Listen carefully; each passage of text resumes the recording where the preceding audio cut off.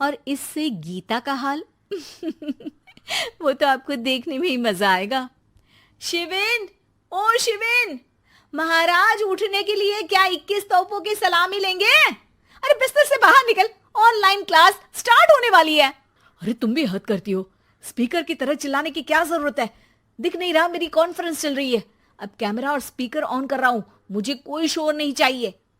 इस पर जैसे ही रोहन लैपटॉप का कैमरा और स्पीकर ऑन करता है, तभी कुकर की सीटी बजती है। करा लो अब इसे चुप। लॉकडाउन नहीं हुआ, मेरी मौत का फरमान जारी हो गया। दोनों बाप बेटे ने नाक में दम किया हुआ है। ऐसा बोलकर गीता वहां से शिविन के कमरे में पहुंच जाती है, जहां शिविन अभी भी सो रहा होता है। ओ आलसी, अब अगर 5 मिनट में नहीं उठाना तो आज तेरा गेम और यूट्यूब कैंसिल। माँ की बात सुनकर शिविन बिना 1 मिनट गंवाए उठ खड़ा होता है। उठ गया, अभी नहाकर भी आता हूँ। ये नाटक कहीं और, मुंह पर गीला कपड़ा मार और पढ़ने बैठ। शिविन की ऑनलाइन क्लास स्टार्ट हो जाती है, जिस पर गीता उसे वहां बिठाकर रसोई में चली जाती है। थोड़ी देर में उसे कमरे से कुछ आवाज सुनाई देती है, जिसे सुनकर वो कमरे में वापस आती है। हाय राम, तुझे क्लास अटेंड करने के लिए बोला था, कैमरा ऑफ करके बिस्तर पर नाचने के लिए नहीं बोला था।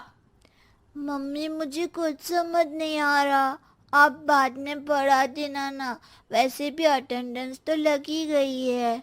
हाँ हाँ बेटा, जरूर बन जा, तू अभी से हम सबका बाप बन जा। अरे नहीं मतलब कहाँ से लाते हो इतना दिमाग, और पढ़ाई करते हुए ये चला कहाँ जाता है? नाइस क्वेश्चन, दिमाग से पूछकर बता दूंगा। शिविन की बातों से परेशान होकर गीता उसे मारने के लिए जैसे ही आगे बढ़ती है, तभी वो कमरे से बाहर भाग जाता है। अब शिविन आगे आगे और गीता हाथ में चप्पल पकड़े उसके पीछे पीछे पूरे घर में दोनों घूम रहे होते हैं। इसी बीच वो रोहन के पास पहुंच जाता है और शिविन को मारने वाली चप्पल रोहन के लैपटॉप पर जाकर गिरती है। ओए माँ!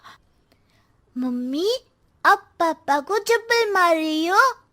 वो आज तक के रिपोर्टर, चुपचाप जाकर क्लास अटेंड कर ले, नहीं तो अगली तेरे पीछे लगेगी।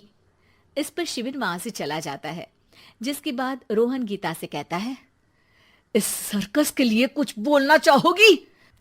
अरे क्या करूं, जब से तुम दोनों घर में रहने लगे हो, घर अपने आप ही सर्कस बन गया है और मैं तुम्हारी नौकर।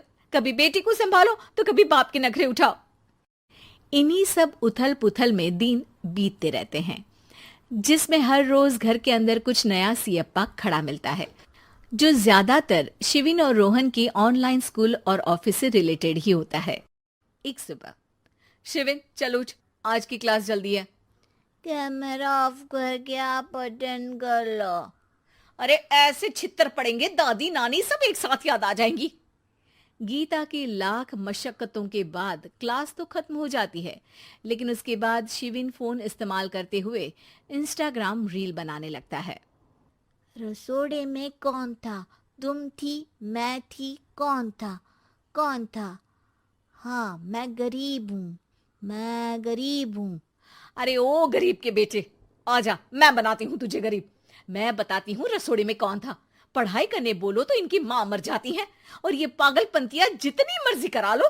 गीता शिविन को डांट रही होती है, तभी रोहन बीच में बोल पड़ता है।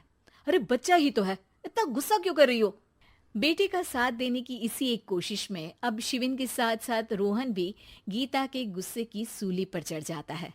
अगर बेटे पर इतना ही प्यार आ रहा है तो इसे क्लास अटेंड क्यों नहीं कराते, इसका होमवर्क क्यों नहीं कराते? उस समय तो बहुत जल्दी मीटिंग आ जाती है, वो काम मैं करूं और यहाँ इस बेफिजुली की चीज में तरफदारी करके बन जाओ महान। हे भगवान, कोई तो इनके ऑफिस और स्कूल खुलवाओ, मैं इन्हें और घर में नहीं सह सकती। अरे कुछ और मांग लेती, क्योंकि तुम्हारी ये विश इस साल तो पूरी होने से रही, कोरोना। हाय नास पिटे ने जिंदगी ही बर्बाद कर दी। खाए कोई पचाए कोई, कल मुझे चुन चुन कर सबको मेरी बद्दुआ लगेगी। उन्होंने दुनिया का और इन बाप बेटे दोनों ने मेरा जीना मुश्किल कर दिया। गीता वहां से चली जाती है, जिसके बाद रोहन शिविन से कहता है, अरे तुम्हारी मम्मी इतनी भड़की हुई क्यों है? आपकी वजह से पूरा समय घर में रहते हो और उस पर कोई काम कराने की जगह बस ऑर्डर देते रहते हो।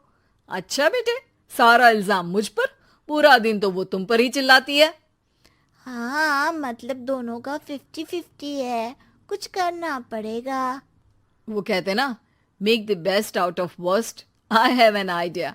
वैसे तुम्हारी माँ सही कहती है, बहुत जुबान चलाने लगे हो, कम बोला करो। अगली सुबह रोहन और शिविन अपनी गलती को सुधारने के लिए गीता के उठने से पहले घर का आधा काम खत्म कर देते हैं, जिसे देखकर गीता खुश हो जाती है और फिर बाकी बचा काम वो तीनों मिलकर पूरा कर लेते हैं। जिसके बाद अब वो सब मिल बांट कर हर काम में एक दूसरे की मदद करते हुए लॉकडाउन का मजा लेने लगते हैं।